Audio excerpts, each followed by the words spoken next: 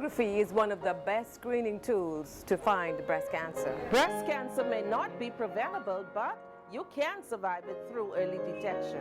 If you're a mother or grandmother, sister or best friend, aunt or cousin, we encourage you to know your risk, make healthy lifestyle choices, and to know what's normal for your body. Get screened, get your mammogram annually. We did!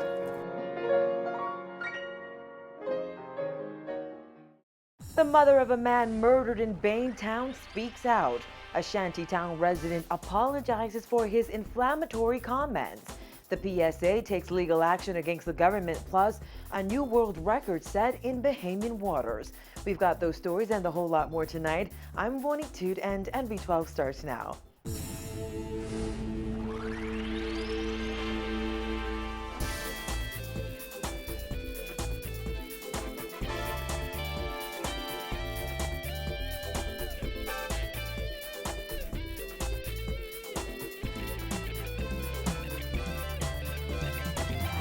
Topping news tonight, the mother of the country's latest murder victim is speaking out 2 days after she watched her son take his last breath.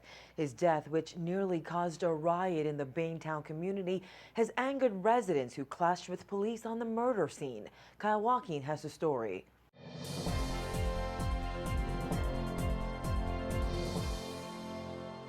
A reed now hangs in front of the yard that 21-year-old Eric Martin once called home. Just 2 nights ago, he was violently gunned down through the same corner and left to die in front of his family and friends. Monique Martin says all she remembers was seeing her 21-year-old son Eric Martin walking towards her house with groceries in his hand and a red Jeep coming from the opposite direction. After that, nothing but gunshots. And hearing that, she dropped to the ground. Next thing she knew, her other 2 sons were running to inform her that her last boy had been shot and was outside on the ground. What made it worse, she said, there were children outside viewing the entire thing. Thomas, I get there, his foot was still kicking. You see? Because I started crying, trying to get him to talk to me. And the police officer say, get up. You can't stay there. You have to move. So I tell him, I can't move. I on the floor because I had a stroke. Because I barely could move. So they lift me up and put me in a chair. Martin said in her opinion the ambulance took too long and the situation only escalated as police tried to move family members and friends away from the man during his last minutes of life. Eric had recently been released on bail for armed robbery. While in prison, his son was born. But Monday night's murder cut his time with the now 1-year-old short. But all I saying, I hope who did this could live with himself. But it's God above, and he don't sleep. He answers all prayers. Only thing I could do is pray. Now I gotta bury my son. But as Eric's body lay on the ground, a clash broke out between police officers and Baintown residents where shots were fired and bottles were thrown. One man, 30-year-old Don Ramming, also claimed he was brutally beaten by police. However, Police Commissioner Ellison Greenslade described those claims of police firing around 100 shots as a hyperbole and gave his understanding of what really happened. I don't know anything about police officers firing 100 shots. I don't give them 100 shots to fire. What I will tell you is tensions were high. Family members were emotional and aggrieved. Tensions were high in respect, certainly to someone had just been shot and killed by someone with a gun who's still on the run. That was a live crime scene, and officers tried to bring some order. Am I making excuses for police officers? Absolutely not. Am I saying that officers should misbehave? Absolutely not. I'm saying it's a live crime scene. We don't have a right to trample in, to move projectiles, to move the body.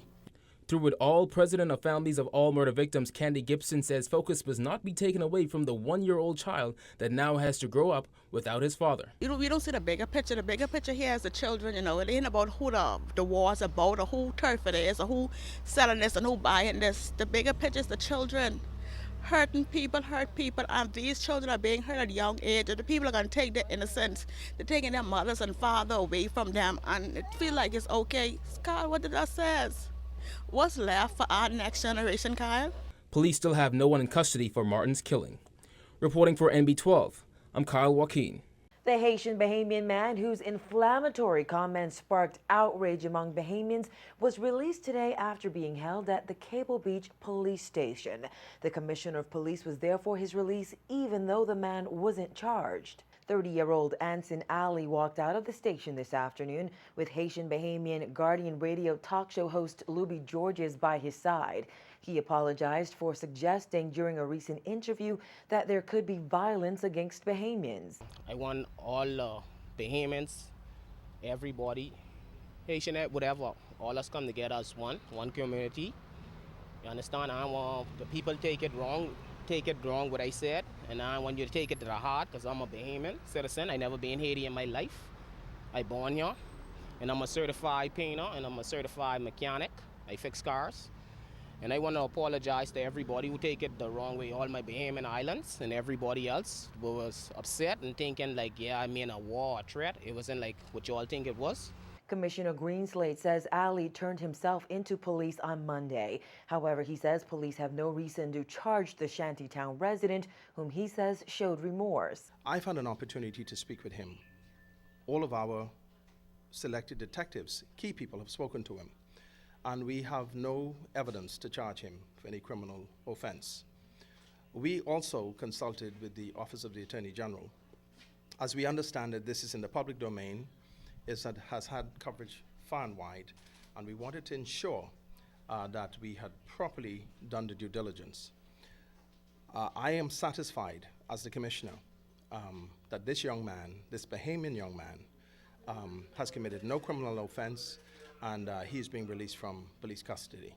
And the Police Staff Association has taken legal action against the government over unpaid overtime that police officers worked during a 12-hour shift system that lasted for months. PSA Executive Chairman Inspector Dwight Smith, Sergeant Dwayne Roll, Corporal Kevin Johnson, and PC Jason Knowles are listed as the plaintiffs, and the Attorney General is listed as the defendant.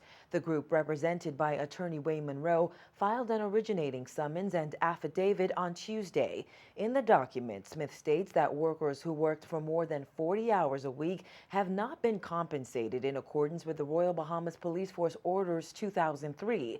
Police officers were placed on 12-hour shifts in September 2013 after a dramatic increase in murders and violent crime.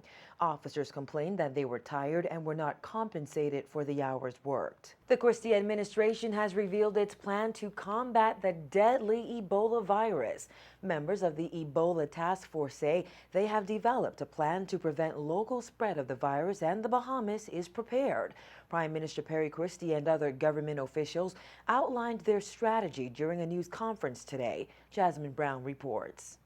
During that hour-long press conference at his office this morning, the Prime Minister revealed more about that Ebola task force, including who's on it and what procedures are in place to protect the country against the deadly disease. At least 4,877 people have died in the world's worst recorded outbreak of Ebola, and at least 9,936 cases of the disease had been recorded as of October 19th, according to the World Health Organization. One of those deaths occurred this month in the United States. With the deadly disease now at the Bahamas' doorsteps, Prime Minister Christie says the Bahamas is launching its preparedness plan. He says the Bahamas is particularly vulnerable considering the many ports of entry spread across the Atlantic. There is no country in the region that has greater challenges in terms of coverage than the Commonwealth of the Bahamas. Because of the geophysical positioning of our country,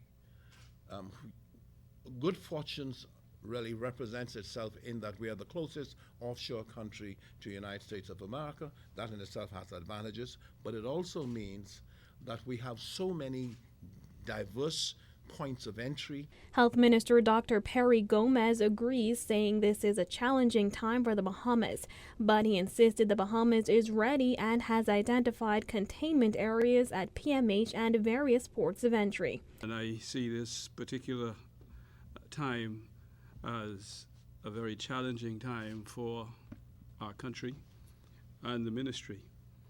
But at the same time, I think the ministry is adequately equipped to respond to this threat of Ebola. Prime Minister Christie says the Family Islands are also a major concern, saying particular focus must be placed there. He also pointed out that the island of Grand Bahama should be highlighted for concerns given its industrial sector. We have a number of major challenges that we have been addressing. For example, we have direct flights into San Salvador from Europe, Paris. We have direct flights from the United States into a place like San Salvador, but into other islands of the Commonwealth of the Bahamas. We have in Grand Bahama a number of challenges posed by the industrial context to that economy. We have Borco and Statoil and the shipyard, all connected to international shipping. We are not going to compromise on the health of the Bahamian people, but at the same time we have to recognize that we have an economy that is predicated on tourism.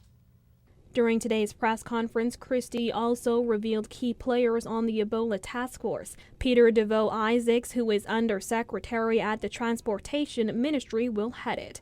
The Prime Minister says the task force includes representatives from the police and defense forces, Nassau Airport Development Company, as well as nurses, customs, and immigration officers. Prime Minister Christie says he is satisfied they've assembled the right team and that meetings continue with the Pan American Health Organization, the World Health Organization, and the Centers for Disease Control.